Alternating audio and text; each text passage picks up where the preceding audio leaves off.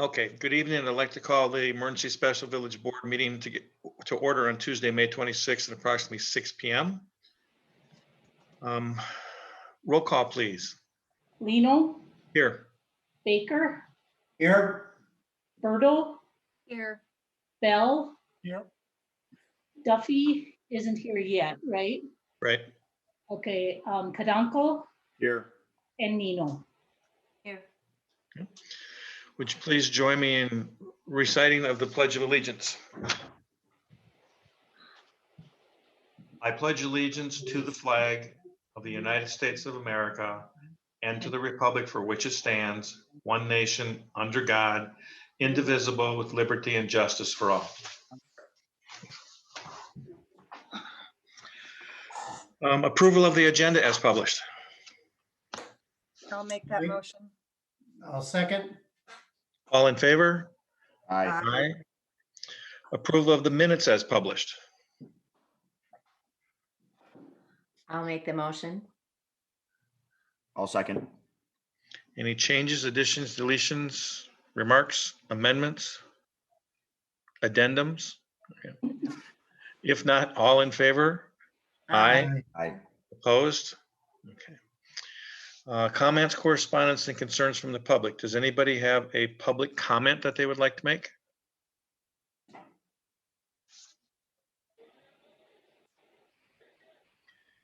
Any correspondence that anybody wants to add or put in? I don't have any. I didn't get anything either. Okay. Everybody was too busy with the holiday. Okay, new village board business items. Discussion regarding an update on the village's response to COVID-19 pandemic. Consider motion for action if necessary. I'll start. We did have a county board meeting today, and there were a couple of items of interest there. But first of all, the latest update is we went up, I believe, one case. We're up to 38 on the cases, and we've got about 150 or 160 outstanding. They're expecting a slew of results coming in. If you remember towards just before the weekend, they had over 300 outstanding. Those will probably, the results of those 150 difference in there will probably be reported at this evening's update when it comes out. Let's see.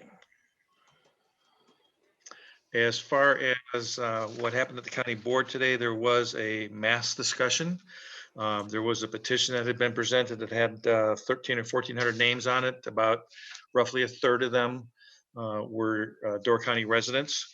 The rest were local residents or area from outside the area, but it covered many, many states. And I think there was 14 foreign countries that were also involved in that. And what the petition was asking for was that ordinance for masks be put in place, subject to penalty for not wearing a mask. And they wanted a 15-foot distance for mask wearers. And that included wearing masks outside. So that's the way the petition was presented. And it was used as a public comment and correspondence.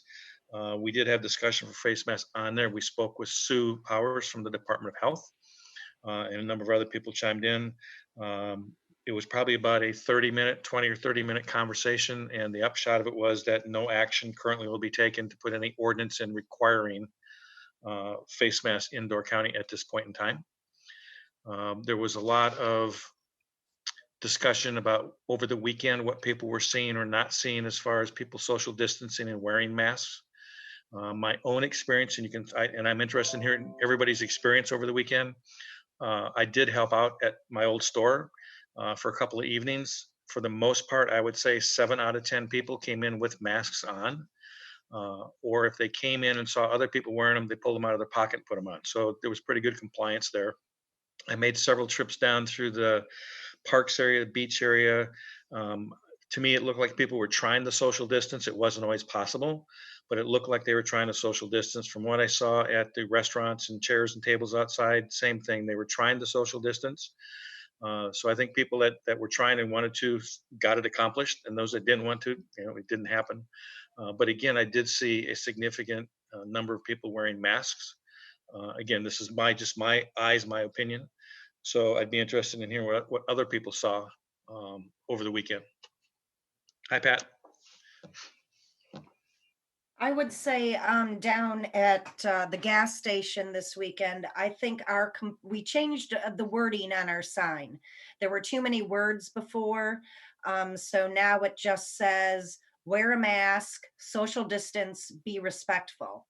And I would say our compliance was maybe 80 or 90% it was less to read. It got much better. Social distancing in our store is just depending upon how many people are in there, just going to be a difficult thing. But if you're masked, it certainly helps. So that's what I can report on there. Yeah, I'll chime in about Husby's. I mean, Please. all in all, pretty good. There was a time on Sunday where it felt a little uncomfortable at the garage. You know, you still get these groups of families that are staying in the same house, and there's 10 or 11 of them, and there's a bunch of kids, and they walk in a big group. And then when that big group enters a space, they're all within 6 feet of somebody. I think this idea that we can limit them to 6, I don't know how you do that because they're all living together and they tell you they're living together.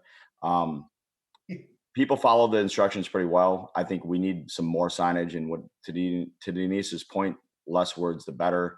You know, we had an area around the bar where people would order and then not kind of leave, and you know, we're going to try to sign it where it says like, you know, get your drink and distance and move and keep space. But it went smoother than I thought. There was never any customer that when I went up to them to ask them to kind of spread themselves out that gave me any kind of flack.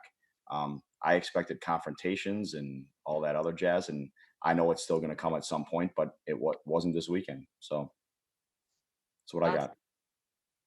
I gotta say too, Dave, that up at the pig, you know, I agree with Denise, probably about 85-90% of the people wore masks, and we handed out 150 of them. So, I mean, people that didn't have them were appreciative of them. You know, there was a few of them, like I was standing by the front door, and, you know, this one lady came in and I said, ma'am, would you like a complimentary mask? And she goes, do I have to? And I said, it's your right, whatever you want to do, but it'd feel better for the customer to have it, or for the employees to have one on. And she did put one on. So, I mean, but I think it was, all in all, I was, you know, like Chad and Denise both said, you know, no confrontations. I thought it went pretty smooth. Okay, good. The other thing that came out of the county board today was, this kind of goes back to, or was caused by the Supreme Court action that was taken against the state public health officer. When the Supreme Court struck down her authority, it left intact the local authority. I think the state level authority was like statute 252.2, 252.2, and that was struck down as far as the legal enforcement on a criminal side of it. But they left in place the local enforcement, criminal enforcement for 252.3, which is local public health. So the Wisconsin Counties Association suggested that at some point in time, if that's challenged, since it was knocked by the wayside at the state level, that if they challenge local health officials, that perhaps that would be taken out too. So the Wisconsin Counties Association, along with the Attorney General of the state, suggested that counties take a look at putting an ordinance in place that puts civil penalties in effect to back up local health officers' orders if necessary. But it's not just for COVID-19; it would be for any local order going forward. If there was, you know, a disease outbreak or some food poisoning outbreak or some area that the public health would be involved in that are just little local orders, it would put civil penalties in place rather than criminal penalties in place. So there was quite a bit of discussion about that. The county board did pass it unanimously. So as of, I think, tomorrow, because it has to be posted, as of tomorrow, there would be civil penalties, and there is a now countywide ordinance backing up our own local health department when they put orders out in place, that in fact, it's not just her authority, it's also backed up by the county, which is what the state suggested that we do. So that was put in place. Okay. Excellent. Good. And that's pretty much all I had from the board this morning. I know we're going to talk later about the tax thing, so we can talk about that more. Just making sure we got. Yeah, that's all I had for that, unless you had other questions about anything having to do with the county board today. Okay, so let's go into some of our rundowns here. Let's start with Jay. Like I said before, I was very impressed with the mask situation in that this weekend. We're having our senior citizens 2 hours, and people are really going by that pretty good. They understand, they read the signs. So I mean, like everybody said, if you got signs out there, they'll read the signs, and we just got to try to get our store back into shape now after a busy weekend, and hopefully tomorrow we get a big load of food. But otherwise, I thought the weekend went really well. Okay, great. Any questions for Jay? They clean you out pretty well, Jay? It was all right. We were down quite a bit, but at the beginning part of the week, I think a lot of the locals realized that they didn't want to go out at all this weekend, so they cleared us out pretty good. Thanks. Yeah. Chris? Good evening, everybody. So first on the Fire Chiefs Coalition, again, as we've talked about, we're trying to wrap or wind this down tentatively. The end of the week, first part of next week, a lot of our volunteer opportunities are going to start to go away. The food co-op is closing down, and the schools are all closing down their food distribution programs either this week or next, which is going to impact us as far as our volunteer opportunities and hours, which is fine. It needs to start to go away, but that's going to put a significant demand on the food pantries countywide. There are some local groups here that are starting some drives for food pantries in the north end, and we'll try to get involved in coordination of that as well.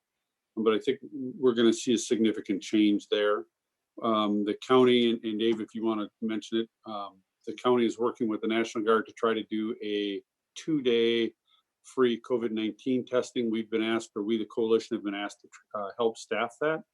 Those dates are still, as of right now, unknown. So I think I see us transitioning from the individual volunteer opportunities going away, and more just backside administrative and maintaining schedules for other groups, which is good. Our volunteers are dwindling quickly as summer is here and things are getting busy. People are going back to work. From the fire department side, obviously we had a busy week. We had a fatal accident Friday evening or Saturday evening. And then within an hour of that, we had what would be our second largest dollar value loss, and the biggest dollar value loss since the Ellison Bay explosion, and probably our second largest dollar value loss in a very long time. So it has been busy. Summer is here. I got a couple of things. First of all, that video of the bedroom was amazing. Yep. I mean, that's astounding when you think about it, what was going on the other side of the wall. Right. As far as the testing that you brought up, Dan and Sue did report today that they are working with the National Guard to figure out when and where they're going to do that. They're waiting for the state to reply to that, back to them, timing of it. And they're in the process of trying to pick out location or locations. And they would be here, I believe, for 2 days, and they would try and do 400 each day, and try and end up somewhere between 800 and 1,000 over the 2-day period of time. And they're also going to do probably simultaneously in Kewanee. Something that's similar city-wise to our county would be Manitowoc. Manitowoc had them do, I believe, last week, and they averaged 357 tests each day for, I think it was 4 days down there that they did it. So it's a matter of getting people there. It's a free test. You don't have to be symptomatic. It's meant to be a community-wide testing. So the more tests that they do, the better baseline of information that they can have. And when Dan, Kane, and Sue get information back from both the National Guard and the state, they'll come up and start work with us, the fire chiefs at the coalition, I think, who they were going to contact to see about potential testing sites, and then work with the hospital to get that figured out. What was the other? What? The one thing I would add, Dave, or ask you to clarify at some point, probably at the EOC briefing, when they talked about it, you would need to be symptomatic to be tested, is what they told us at the EOC briefing. Yeah, I think that's changed because there was quite a few questions about that. The other thing that they said was pretty much they're going to ask if they are required to do the symptom testing. It's pretty much, yeah, I have a headache, I want to be tested. So pretty much anybody can be tested. And that's what they assumed would happen. But they are also looking for a change in the guidelines because it was supposed to be community-based testing where just about anybody could go. So So I'm Dave, sure it'll get clarified when they come out with it. The other thing was on the food coalition that you had mentioned.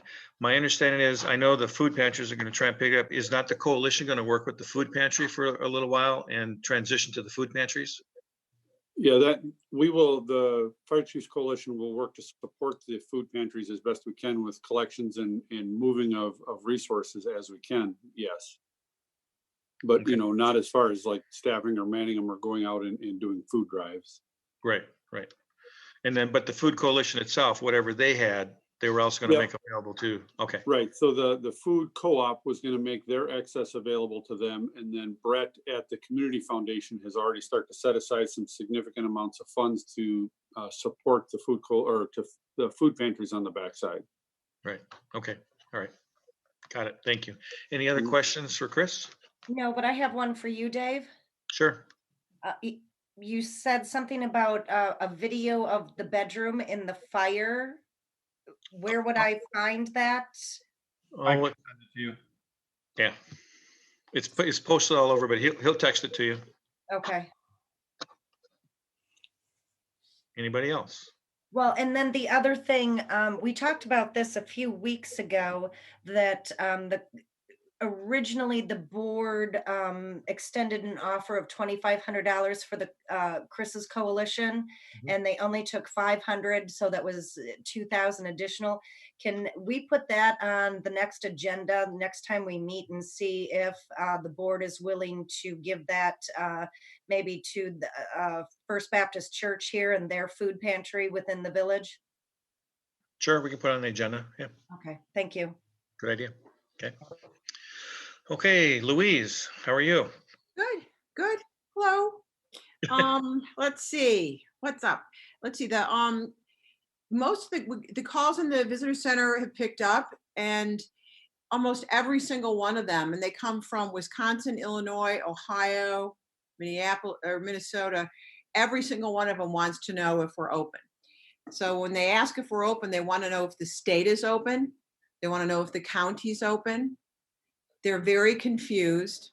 Once we tell them that we're open, they want to know if the parks are open. So there's still quite a bit of confusion. Sure. And no one really, honestly, at least the people that call us, they don't ask about dining anymore. They ask about if they're open. And so they may have plans already. So they're deciding whether or not to keep the plans, or they had plans, they canceled them, they're thinking of coming later. So we still find the visitors to be very tentative, at least the ones that we talk to. And talking to lodging, we're seeing something similar. This weekend, we have 33 lodging members, 30 lodging members. And of those, 11 were not open. Most will open the 26th, 27th. Most of them stuck with Ever's original order, which was to open on the 26th. Of the ones that were open, I would say occupancy was, I'm just going to say, down significantly. That would, whether it was Airbnb or typical hotel. So it was quiet. And in talking to others in other communities, I think it was pretty similar. So the coordinators are going to put out another video. This is our third in a series, and this one will be like, welcome, we're open, come and see us. And that will drop either Thursday or Friday of this week. So hopefully that will be awesome too. Let's see, what else? The other thing, as far as dining goes, we published a dining chart and gave it to all of lodging, so they would know everybody's open really, except Grassy's. Grassy's is going to open June 11th. They'll be takeout only all summer, and they will serve lunch and dinner. Breakfast is hard to serve as takeout. So everybody else is open, and so they were open in a variety of different ways. We had 2 restaurants that were open inside. Everybody else was takeout. So we'll continue to publish that once a week for lodging. So they can email it ahead of time, or they can hand it to their members. And I suspect as the weeks progress, we'll have more and more that will offer inside, and possibly continue with curbside. Then let's see what else. Masks. So we got as far as the masks that our businesses requested for their staff, we distributed the first round. We'll wait and see what we get for the second round, but so far so good. As far as retail goes, and then just response from their customers, I don't think there's a single retail operation that we have that didn't require a mask. And I didn't hear, and I spoke with most of them. I don't think there was anyone that had a particular incident that was really confrontational. They all requested they all required masks. They all had a sanitizing station as you walked in. The business was okay. All right, not great, right? But we didn't have a lot of people up. So, as I remind them all the time, this is when it's always all about share. So if you get your share, no matter what the base is, my job is to get as many people to Sister Bay as we can. Destination Door County gets as many people as to the county. Your job is to get as many people in your store that are here, right? So get your fair share, focus on that, figure it out this weekend, make it better, and keep moving.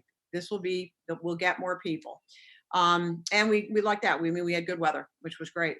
As far as events go, Festival of Fine Arts is our next event. That's on August 8th. We have a committee meeting in a couple of weeks, and we can make a decision on what we want to do. In the meetings that I've been a part of, the Recovery Task Force and so forth, which has offered guidelines of no more than 50 people, the Festival of Fine Arts that's something that would be difficult to do, particularly because of social distancing. So it's something that we as a group will talk about, and then I'll come to either parks or to the board with that. I'm not aware of anything else, although the Door County Fair was canceled, I think, today. Oh, I forgot to mention that. Yes. Yeah. Yep. So, and I think that decision was a combination of, being concerned about people's safety, but also, as it was with, I think, a lot of the decisions that were made for 4th of July, a lot of people donate a lot of money to make that fair happen.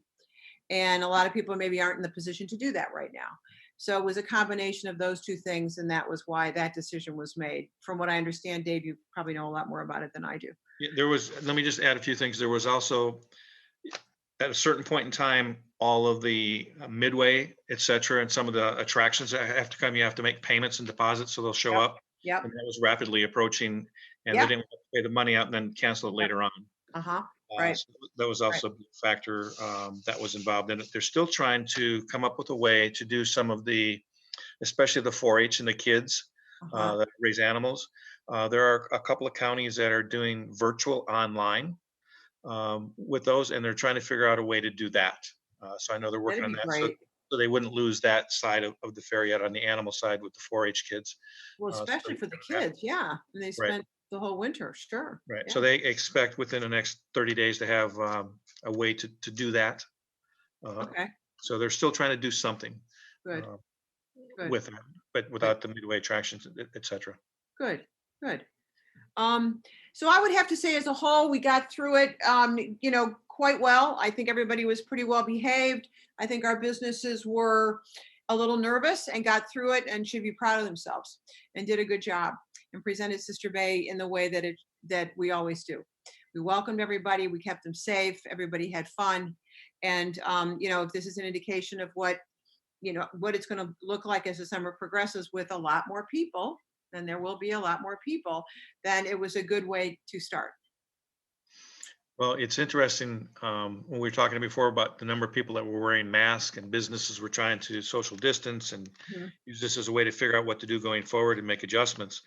There were a lot, it's in the eyes of the beholder, I guess. There was a lot of people at the county board who said they understood that throughout their county and in Northern Door, nobody was wearing masks, nobody was social distancing.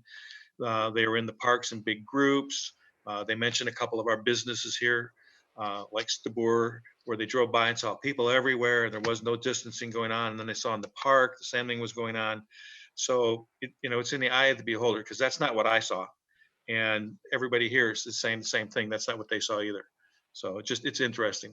Well, I mean, I was at Stabor, I was at Husby's, I was at the Bowl, I was ginger ale at every one.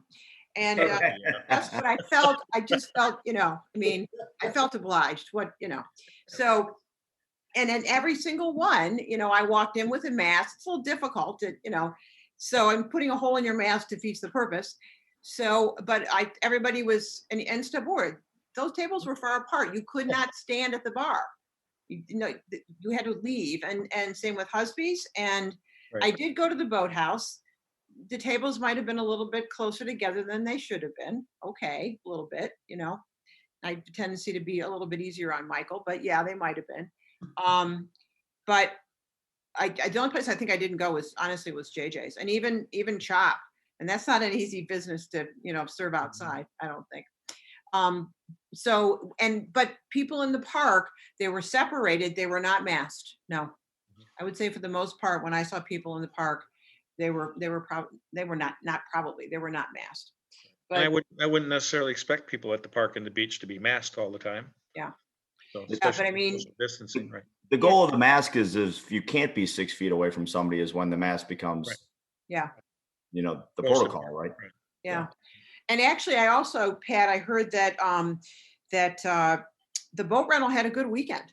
I think that it was pretty brisk. Now the boat tour was a little trickier, but they still had, I think they had 3 tours both days, including a sunset tour. They have to, they've got to really whack how many people they can have on the boat. But it was I think it was, Sunday, I think was better than Saturday, but it was good. Good. Yeah, I guess I was happy to see they didn't load the boat, whether that was customer driven or them driven. They had 10. I was down there a lot this weekend, 10 to maybe 20 people. And that's a big boat to spread them on 2 levels. Yeah. Seemed pretty Yeah. good. I think when I talk to Cody, I think that they know that, I know they know, and so I think they're waiting to get, like all of a sudden they've got a huge boat and they'll have a plan for it. But I think they know not to load that boat up. But it was nice to hear the horn for the first time. That was fun. It's just another 2 cents on kind of what Louise is saying. Every person I saw felt comfortable being out. Now that said, I was worried being one of the 2 restaurants in Sister Bay that allowed people inside, and there was not pent up demand for people to sit inside. There was not lines for people to get inside to sit. The overwhelming majority of them wanted to be outside. Considering the amount of people that were around, I mean, a lot of them are second homeowners, more than ever before that I've seen, but there's not a huge demand for people to want to sit inside a restaurant yet, even if it is spaced out. There are people comfortable, but there's not a huge demand. So Yeah. I was happy with that, quite honestly, this weekend, because I was worried. Yeah. Okay, good. Anything else, Louise, or any other questions for Louise? Thanks, Louise.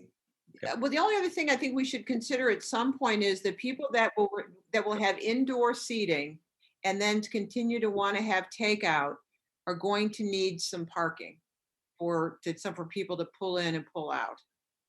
I mean, because they may not have the additional parking that would be convenient to. For a pull up and It's pick just up, something right? to consider. Are we gonna? Hmm. Well, are we gonna think about that at all? That's Well, all. we can put Because it on that's the agenda and What's think about it. happening now? Yeah, or if they can come to parks at some point, maybe we put it on the agenda. They come to parks if they are in the village and have specific asks. I think that would make a lot of sense. What about Plan Commission? Would we not be involved in that? Even better, go to Planning Commission. Even better. Well, I don't know. Parks, property and streets, I think would have control of that rather than the plan commission. Okay. I mean, I'm willing to discuss the point, but I would say that is more of a parks and streets discussion, than a plan commission at this level, if we're talking temporary. Well, because I think Al Johnson's already has that out in front of their restaurant, that those parking spaces are for pickup only. right. And so before they were open or Well, allowed to and open CHOP, inside, that I think makes CHOP sense. has some designated on their days they're open. Right. So, yeah, we should talk about it. Right. and see. Right.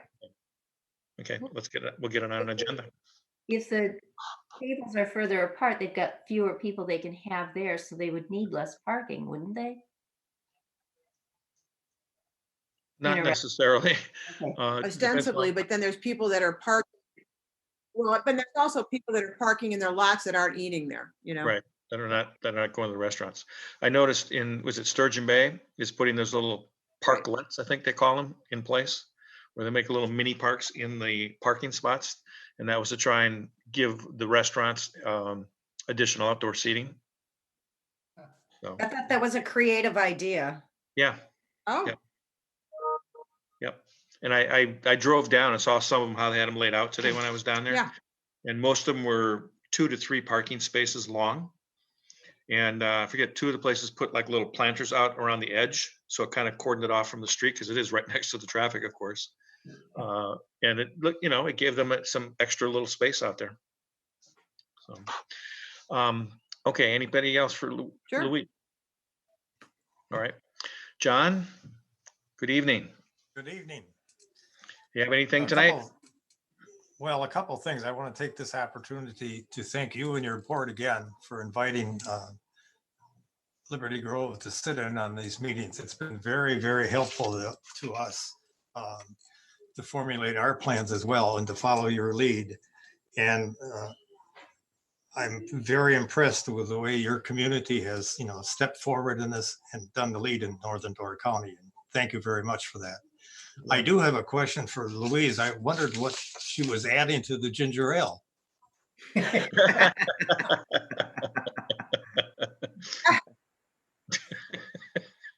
immediately Secret checked family to see if I had recipe. any ginger ale.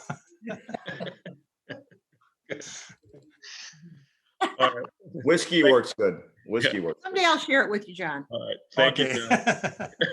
Thank you. Bo, did you have anything based on your observations over the weekend?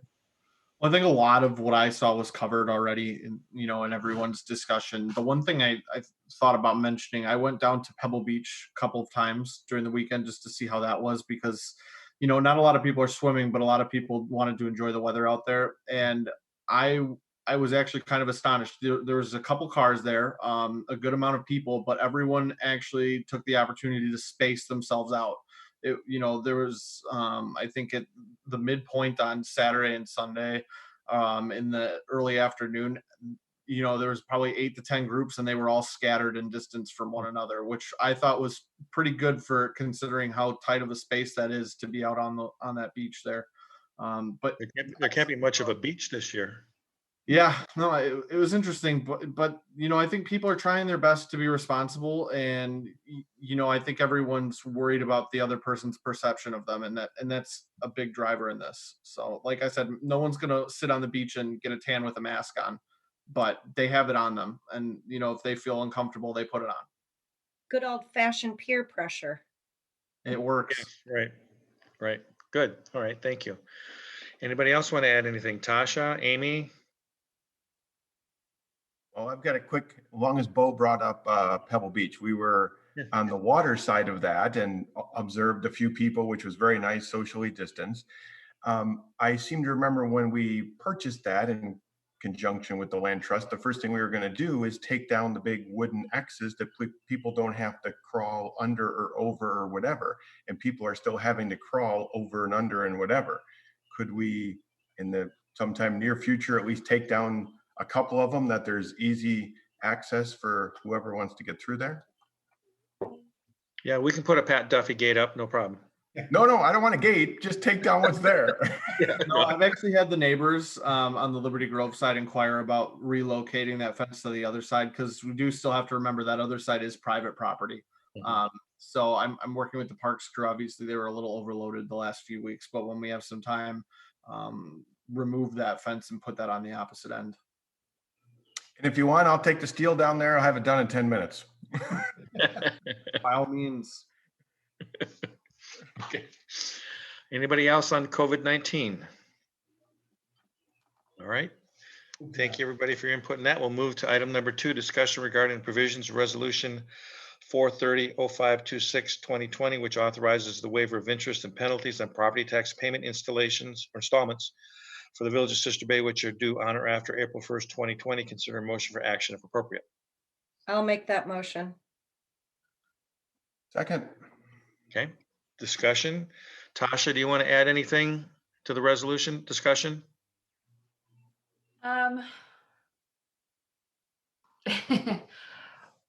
I don't, I think we will be okay with cash flow as far as being able to make it through those extra 2 months. Generally, that's not a problem for us. We have collected the majority of our taxes for the year. So I don't think that this will be a major impact for us. I am a little concerned about it, but I think that we can make things work. So let me ask you a question. Have you talked to anybody at the county yet about it? I've not, no. Okay, because my understanding was the county was going to go ahead and make the payment on time in August based on projected property tax. Okay. And I'm sure that Steve will be coming out with, Steve and Treasurer will be coming out with further information on that. There's no information to put out until somebody passes this at the municipal level. So I'm sure if we pass this tonight, they'll be in touch, or you can be in touch with them quite quickly. But the idea was, because we financially look at the county, how much money we would have to set aside at the county to make whole the municipalities if they went ahead with this, and we approve that when we approve the resolution. Okay. Well, I mean, if that's the case, that, you know, alleviates my concern. So. Okay, good. I do know that Egg Harbor did pass this resolution as well. Okay, great. So I just want to clarify, make sure everybody understands. So this is only for individuals and businesses or property taxpayers that made the first installment in January and have a second installment due July 31st in the case of Sister Bay. That's now extended, that pay date is now extended to as late as October 1st with no interest and no penalty from July through October 1st.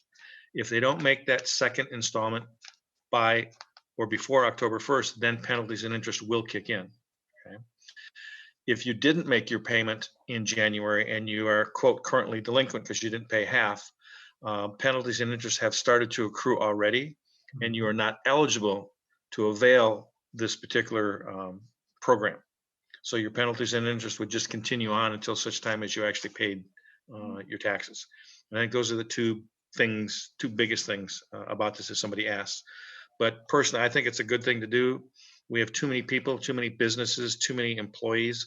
If you think about this, if they paid their installment January 31st, it was just the month of February that they were able to work. And after that, the businesses were closed, employees were laid off, employees couldn't come back to work because businesses were not open. So they have not had an income March, April, or May, coming into this. So I think it's the right thing to do. Just so that you know, after I drafted this, I referred it to Randy Nesbitt. Mhm. He reviewed it, and right before I left the office, he sent an email saying that it looked fine. So, Okay, so he's reviewed it as well. good. Okay. And I do know that we have to pass this without revisions or without changes. It has to be a mirror image of what the county passed. So, other than substituting Sister Bay for the county, but okay. Any other questions or comments about it? Okay, if not, all in favor? Aye. Opposed? Passed. Okay. Item number 3, discussion regarding matters to be placed on the future agenda referred to a committee official or employee. So we know about the parking. Do you want to meet next Tuesday, or do you want to switch to bi-weekly? Bi-monthly, I'm sorry. I was going to have that discussion after we figure out if there's anything else to put on the agendas. The $2,000 for the food pantry? Yep, okay, perfect.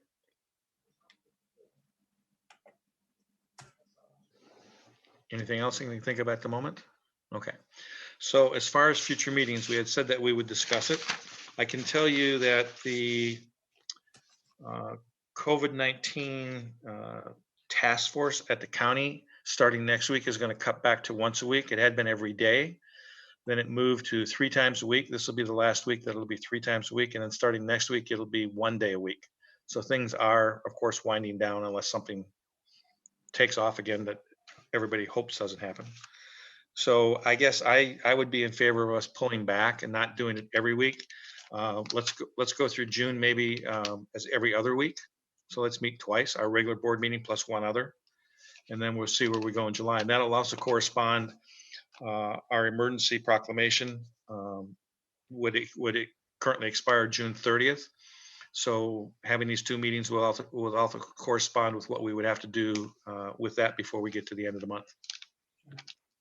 Sounds good. Sounds So good to then me. your next meeting would be the 11th, right? Tuesday, June 11th?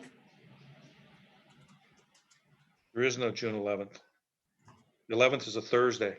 Oh, okay. That's not right. I'm in for that meeting. Good night. Okay. So the next one would be Tuesday, Ninth. June 9th. Okay. So it'd be the 9th and the 23rd. So the 9th would be a special one, 23rd would be our regular meeting. Yeah, no, so you want to address the extension or revision of the emergency order on the 23rd, right? Yeah, yeah. Because we'll know what's going on by then. Yeah, okay. Okay. The county did the same thing. They kept the order in place. Today was their time to discuss that. They again kept the order in place. Again, it goes back to FEMA dollars and federal dollars. We're trying to get a statement from the state. Somebody at the state said that local municipalities could fall under their emergency order for purposes of recouping dollars. So we're trying to get for sure on that, make sure that that's correct before we would stop our order if it has to do with getting money back. So when we get that reading, I will let everybody know that too. Okay, so the next meeting is June 9th at 6 p.m. I presume we'll still keep doing it on the Zoom at this point in time. Sounds good. Because we'd also talked about until the coalition is out of the fire station, we don't want to push them out. So we wouldn't have a large place to meet yet. Should we be able to do that? So through June, I think we're fine doing the Zooms, if everybody agrees. Yes, please. It's gonna be tough to get Denise in the room again after this. With that, I may never be in the room again. Oh, you will be. With that, a motion to adjourn would be in order. I'll make that motion. Second. All in favor? Aye. Aye. We're now adjourned. Thank you, everyone. Scott, I'll bring you a beer. Good evening.